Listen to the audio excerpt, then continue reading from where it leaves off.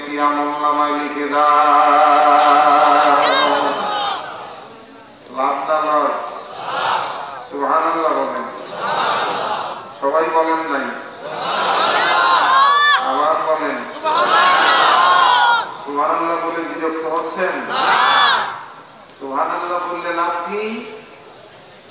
وقال النبي صلى الله تعالى عليه وسلم سبحان الله تملأ الميزان। অর্থ যদি সবাই বুঝতেন চিৎকার দিয়ে সুবহানাল্লাহ বলতেন। সুবহানাল্লাহ। কেননা আরবিতে সবাই বোঝেন না। রাসূল বলেন একবার মুহাম্মদ সুবহানাল্লাহ বলার সঙ্গে সঙ্গে গোটা মিজানের পাল্লা নেকি দ্বারা পরিপূর্ণ হইয়া যায়। এক মিজান ভর্তি নেকি পাওয়া যায়।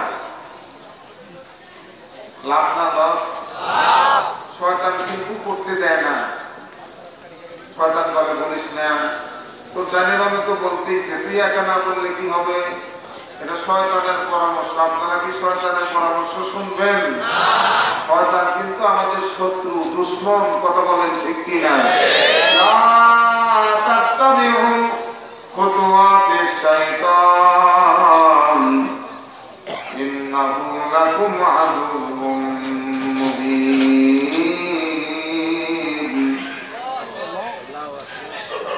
খবরদার শয়তানের প্রধান কোন স্মরণ করো না, শয়তানের কথা মানো না। আযান দিলে পরে শয়তান উঠতে দেয় না,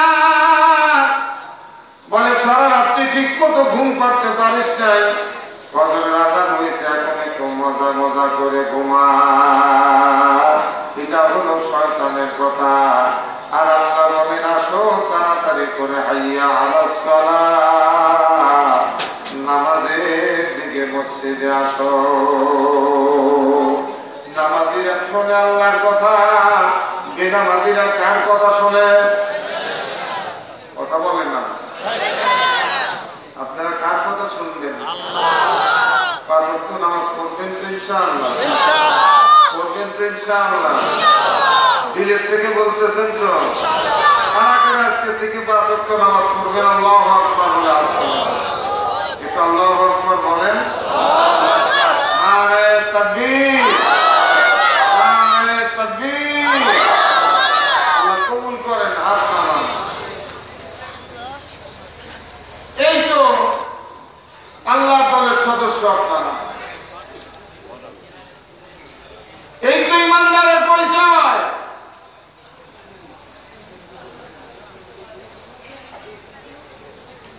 ইমানের পরিচয় জাহারান ভাবে প্রকাশ পায়।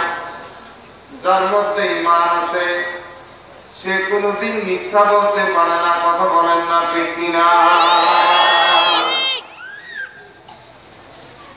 মানুষকে ধোঁকা দিতে পারে না। দুনিয়ার লোভ লালসা মুক্ত হয়, একমাত্র আল্লাহর প্রেমে পড়ে যায়।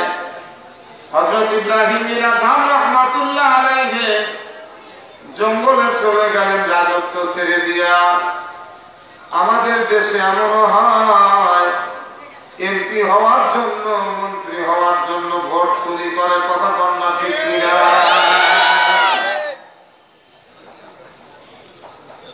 যা দেখলেন যার ভোটটা আগেই হয়ে গেছে। এরকম হইতে পারে কিনা একটা আওয়াজ দিয়ে বলেন। আর বাদশাহী ছেড়ে দিয়া জঙ্গলের মধ্যে চলে যায়। এই জন্য প্রধান উজির বলে দেখি তো পাগলরা কোথায় গেছে, দেখি তো পাগলরা কোথায় গেছে। যা দেখে ইব্রাহিম বিন আযম রাহমাতুল্লাহ আলাইহি সমুদ্রের তীরে বসে জং ধরা লোহার সুচ দিয়া নিজের কোটটা সেলাই করতেছে, নিজের জামা নিজে সেলাই করতেছে। উজির বলে হায় রে বাদশাহ নামদা, আজকে যদি কোনো গার্মেন্টসের মালিককে কোনো মন্ত্রী বলে হ্যালো এতটা কাপড় চাই, হ্যালো বলতে সময় লাগবে, যাইতে সময় লাগবে না। কথা বলেন ঠিক না নাকি?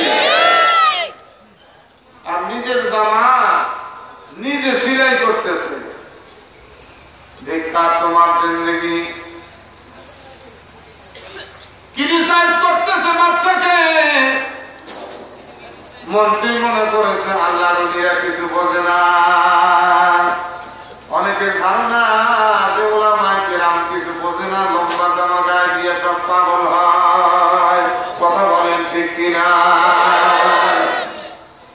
অনেকেরই এরকম ধারণা আছে যে হুজুররা কি বোঝে, রাজনীতিরই বা কি বোঝে, দুনিয়ার কি বোঝে, এরা পড়ানো টড়ানো বোঝে, ঝাড়ফুঁক পানি টানি পড়া টড়া বোঝে, আর কিছু বোঝে না। হুজুররা কিছু বোঝে না। কথা বলেন না কেন? বোঝে না।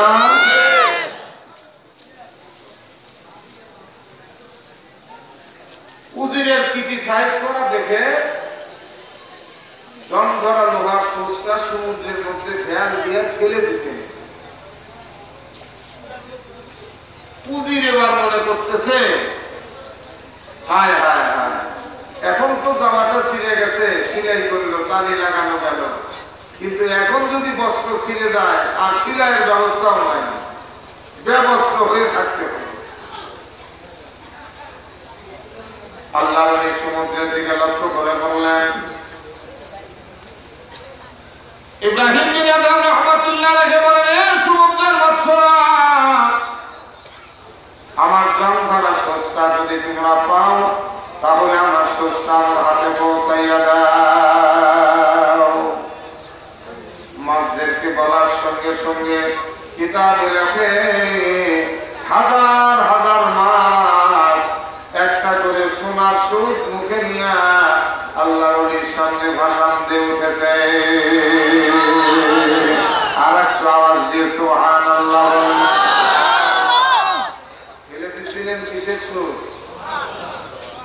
এখন কিসের সুচ পাইতেছেন? কয়টা বলেন? কয়টা? হাজারে হাজার সুচ। উজির এবার টাকা দেখে সর্বনাশ, কারো পাগল বলছি, সে তো সুচ ফেলে দিল একটা লোহার, হাজার হাজার স্বর্ণের সুচ ভাষণ দিয়ে উঠলো, মুখে নিয়ম আছে। আল্লাহ নবী বলেন, আমি সোনার অভিলাষী না, আমি স্বর্ণ চাই না। স্বর্ণ যদি চাইতাম রাজত্ব ছেড়ে দিয়ে জঙ্গলে আসতাম না। আমার সোনার সোজের দরকার নাই, পারলে আমার লোহার সোজটাকেও পারলে আমার হাতে ধরাইয়া দাও। বলতে বলতে পিছন থেকে দ্রুত গতিতে একটা মাছ শ শ করে আস্তে আস্তে ওই লোহার সোজটা আল্লাহর ওলির হাতে ধরাইয়া দিলেন। আল্লাহর ওলিরে পোকা, তাই না? হ্যাঁ, পোকা চাইতে সময় লাগে, আবার আল্লাহ দিতে সময় লাগে না। দেখেন নাই মাদ্রাসাগুলো সরকারি কোনো অনুদান নাই। কথা বলেন না কেন?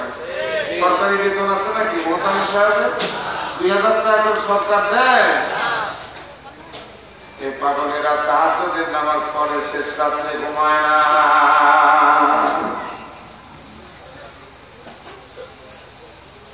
আল্লাহর কাছে চায়, আল্লাহ যত দেয় দুনিয়ার কেউ তত দিতে পারে না। কথা বলেন ঠিক কিনা?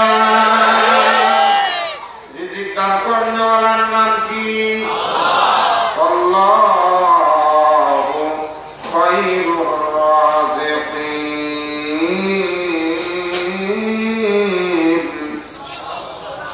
উত্তম রিজিক দাতার নাম হলো আল্লাহ। উত্তম রিজিক দাতার নাম কি? বলেন নাম কি? একটু আওয়াজ দিয়ে বলেন। আল্লাহর কাছে যাইতে হবে। এই যে আমার পূর্ববর্তী ভাই টাকা কালেকশন করলেন, ধান কালেকশন করলেন, আমি যদি আবার চাই মনটার মধ্যে একটু কুটকুট করবে, কেন একজন চাইলেও আবার আর একজন চায় কেন? আমি যদি বলি ভাই দেন, বল দিছি হুজুর, এই আপনার আগের হুজুর কি দিছি, দ্বিতীয়বার দিতে রাজি। কথা বলেন না কেন? একজন ফকির যদি ভিক্ষা চায়, অন্ধ মানুষ 5 টাকা দিচ্ছেন, অন্ধ তো চোখে দেখে না, ঘুরতে ঘুরতে আবার বাবা 2টা টাকা দেন, ধমক লাগায়, আমি এখনই না তোমাকে দিলাম, চোখে দেখো না।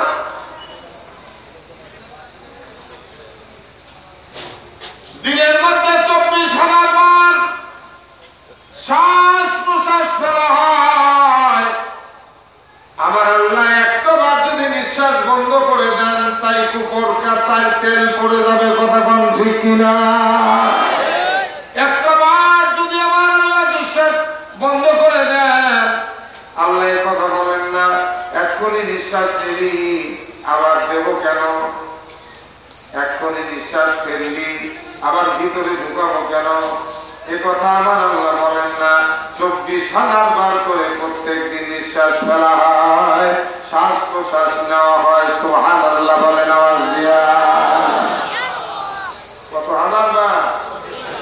কত হাজার বার? কত হাজার বার? কে দেন? হাসপাতালে গিয়ে অক্সিজেন কিনে দেখেন কত টাকা লাগে, একটু কিনে দেখেন। নাকের মধ্যে দিয়ে কল ঢুকায় যে অক্সিজেন দেয় না, দেখেন কত টাকা লাগে। আল্লাহ রাব্বুল আলামিনের দান অনুদান প্রতিদান এটা শেষ করা যাবে না। এই জন্য বলছেন বান্দা যদি একটা বার দিলের থেকে আলহামদুলিল্লাহ বলো, আমার সমুদায় প্রশংসা আদায় হইয়া যাবে।